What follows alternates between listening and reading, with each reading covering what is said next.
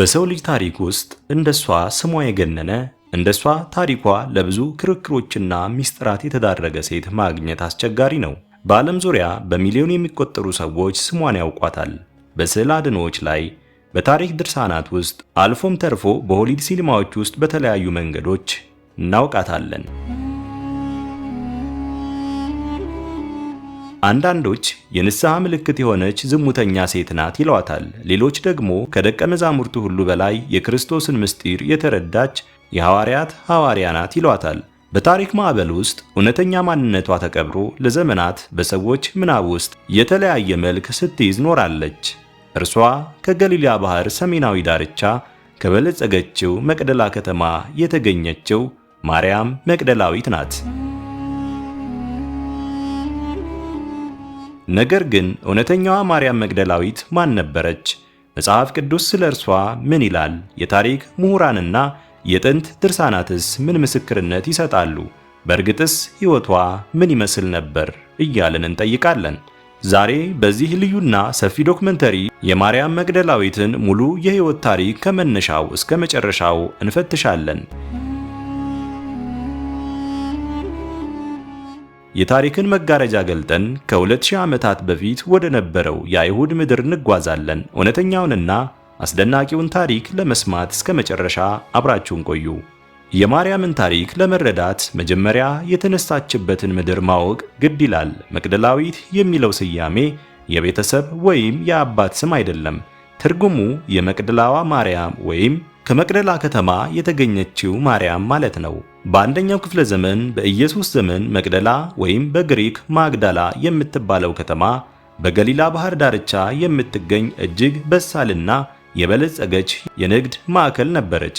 ከተማዋ በተለያዩ በአሳ ማጥመድ አሳን አድርቆ በጨው አክሎ ወደ ተለያዩ የሮማ ግዛት ክፍሎች በመላክ ትታወቅ ነበር።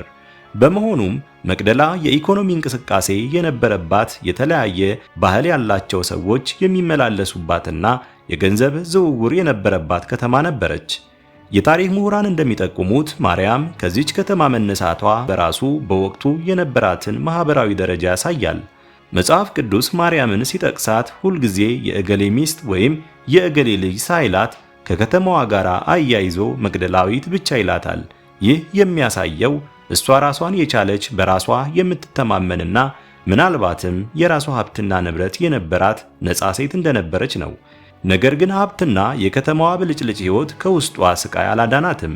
የወንጌል ጸሐፊው ቅዱስ ሉቃስ በምዕራፍ 8 ላይ ስለ ማርያም አስደንጋጭ እውነታ ይነግረናል። ማርያም መግደላዊት 7 አጋንንት የወጡላት ሴት ነበረች። እስኪ ላፍታ ቆም ብለን እናስበው። በአንደኛው ክፍለ ዘመን አይሁድ ማህበረሰብ ውስጥ 7 አጋንንት ማደር ምን ማለት ነው? 7 የሚለውስ ቁጥር በመጽሐፍ ቅዱስ ሙሉነት ወይም ጥልቅነት ያሳያል። ስለዚህ ማርያም በከፍተኛ መንፈሳዊ፣ ስነ ልቦናዊና አካላዊ ስቃይ ውስጥ ነበረች። በወቅቱ የነበረው ማህበረሰብ በአጋንንት የተያዘ ሰው እንደ ኃጢአተኛ፣ እንደ ርኩስ፣ እንደ ተረገመ ይቆጥረው ነበር። ማርያም ሌሊቱን በጩኸት ቀኑን በጭንቀት ታሳልፍ የነበረች፣ ማህበረሰቡ የገፋት፣ ማንም ሊቀርባት የማይፈልግ በገዛ ውስጣዊ ጨለማዋ የታሰረች ምስኪን ሴት ነበረች። በከተማዋ እየኖረች የብቸኝነትና የተስፋ መቁረጥ ጽዋን ጨልጣ የጠጣች ሴት ነበረች። ማርያም በዚህ ጨለማ ውስጥ ዓመታትን ስታሳልፍ በገሊላ መንደር አንድ ወሬ መናፈስ ጀመረ። ሙታንን የሚያስነሳ፣ ዕውራንን የሚያበራ፣ አጋንንትን በቃሉ የሚያስወጣ የናዝሬቱ ኢየሱስ የተባለ መምህር መጥቷል የሚል ወሬ ነበር። አንድ ቀን ያ የናዝሬቱ መምህር ወደ መቅደላ ወይም ገሊላ አቅራቢያ መጣ። ማርያም በሰዎች መሃል አልፋ ወደ እርሱ እንዴት እንደቀረበች ወንጌሉ በዝርዝር ባይነግረንም ያ የተገናኙበት ቅጽበት ግን የማርያምን ታሪክ ለዘላለም የቀየረ ነበር። ኢየሱስ ወደ ማርያም ተመለከተ። ዓለም በእሷ ላይ በር የዘጋባትን ያገለላትንና የናቃትን ሴት እሱ ግን በምሕረት ዓይኑ አያት። በሥልጣነ ቃሉ አዘዘ። በውስጧ የነበሩት ሕይወቷን ሲያናውጡና ሲያሰቃዩ የነበሩት 7ቱ አጋንንት ጥለዋት ወጡ። ይህ ፈውስ ለአካል ብቻ አልነበረም፣ ለነፍሷም ለክብሯም ጭምር ነው እንጂ። ማርያም ከዓመታት ስቃይ በኋላ ለመጀመሪያ ጊዜ አእምሮዋ ሲረጋጋ፣ ውስጧ ሰላም ሲያገኝ አየች። ክብሯ ተመለሰላት። ሰው መሆኗ የታወቀው በዚያች ቅጽበት ነበር። እዚህ ጋር ነው እንግዲህ በታሪክ ውስጥ ትልቁ ስህተት የተፈጠረው። በስድስተኛው ክፍለ ዘመን ማለትም በ591 ዓመተ ምህረት ርዕሰ ሊቃነ ጳጳሳት ግሪጎሪ ቀዳማዊ በአንድ ታዋቂ ስብከታቸው ላይ በሉቃስ ወንጌል ምዕራፍ 7 ላይ የተጠቀሰችውን ባለሽቷዋን ኃጢአተኛ ሴት በዮሐንስ ወንጌል ምዕራፍ 12 ላይ ያለችውን የአልዓዛር እህት ማርያምን እንዲሁም ማርያም መግደላዊትን አንድ ላይ ቀላቀሏቸው። ከዚያ ጊዜ ጀምሮ በምዕራቡ ዓለም ትውፊት ማርያም መግደላዊት የቀድሞ አመንዝራ ወይም ዝሙተኛ ተብላ እንድትታሰብ ሆነች። ነገር ግን ዘመናዊ የታሪክ ምሁራንና ሊቃውንት መጽሐፍ ቅዱስን በጥልቅ በመመርመር ይህንን ሐሳብ ሙሉ በሙሉ ውድቅ አድርገውታል። ማርያም መግደላዊት በአጋንንትና በበሽታ ትሰቃይ የነበረች እንጂ በዝሙት ሥራ ውስጥ የነበረች ሴት አይደለችም። እርሷ ከከባድ ስነ ልቦናዊ ስብራት የዳነች ታላቅ ሴት ናት። ከዚህ ፈውስ በኋላ ማርያም ወደ ቀድሞ ሕይወቷ አልተመለሰችም። ያደረገላትን ታላቅ ነገር በማሰብ መላ ሕይወቷን፣ ጊዜዋንና ሀብቷን ለዚህ መምህር ለመስጠት ወሰነች። የኢየሱስ የቅርቡ ተከታይና ታማኝ ደቀ መዝሙር ሆነች። ማርያም መግደላዊት የኢየሱስን የጉዞ መስመር ተከትላ ናዝሬትን፣ ገሊላንና ይሁዳን ማቋረጥ ጀመረች።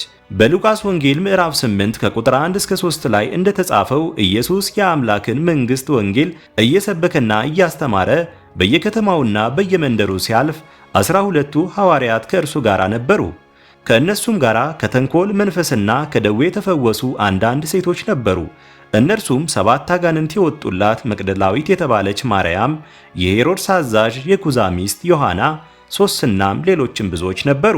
እነዚህ ሴቶች ምን ያደርጉ ነበር? መጽሐፍ ቅዱስ በገንዘባቸው ያገለግሉት ነበር ይላል። ይህ ጥቅስ እጅግ ታላቅ ምስጢር ይዟል። በአንደኛው ክፍለ ዘመን በአይሁድ ባህል ሴቶች በህብረተሰብ ውስጥ ያላቸው ቦታ ዝቅተኛ ነበር። ከቤት ወጥተው ሃይማኖታዊ መምህራንን መከተል፣ በገንዘባቸውና በንብረታቸው ራሳቸውን ችለው መንቀሳቀስ የማይታሰብ ነበር። ነገር ግን ኢየሱስ ክርስቶስ ይህንን ማህበራዊ ግንብ ሰበረው፣ ለሴቶች እኩል ቦታ ሰጣቸው።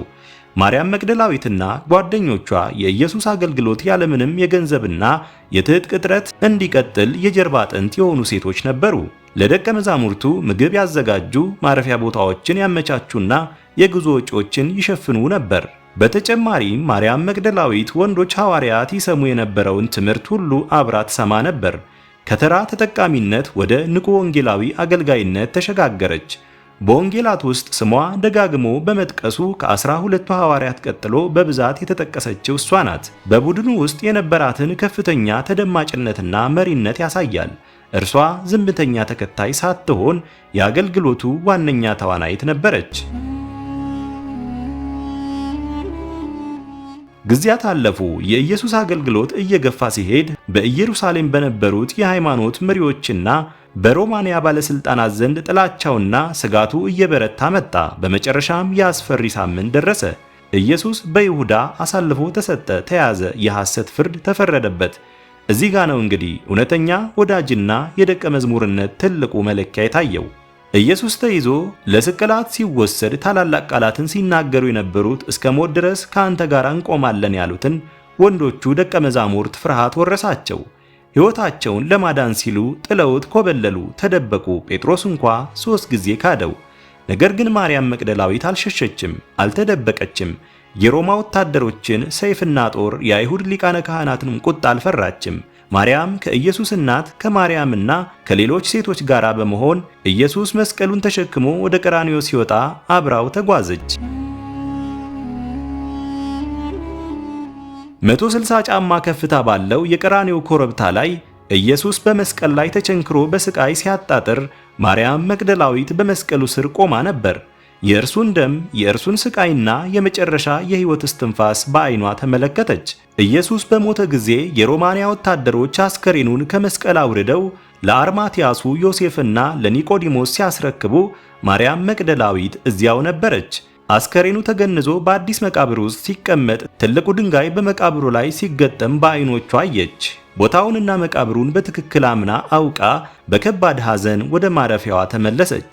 ይህ የሚያሳየው ማርያም መግደላዊት በደስታና በፈውስ ጊዜ ብቻ ሳይሆን በውርደት በሞትና በውድቀት ሰዓትም አብራው የቆመች የፍቅርና የታማኝነት ተምሳሌት መሆኗ ነው። የሰንበት ቀን አለፈ። እሁድ ማለዳ ገና መሬት ሳይነጋና ጨለማ ሳለ ማርያም መግደላዊትና ሌሎች ሴቶች የኢየሱስን አስከሬን በልማዱ መሰረት ሽቶ ለመቀባት ወደ መቃብሩ ፈጠኑ። ልባቸውም በሐዘን ተሰብሯል፣ መንገዱም በጨለማ ተውጧል። በመንገድ ላይ ሳሉም ያንን ከባድ ድንጋይ ከመቃብሩ አፍ ማን ያንከባለዋል እያሉ ይጨነቁ ነበር።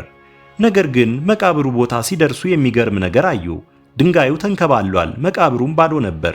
ማርያም ደንግጣ እየሮጠች ሄዳ ለስምዖን ጴጥሮስና ለዮሐንስ ጌታ ከመቃብር ወስደውታል፣ ወዴትም እንዳኖሩት አናውቅም ስትል ተናገረች።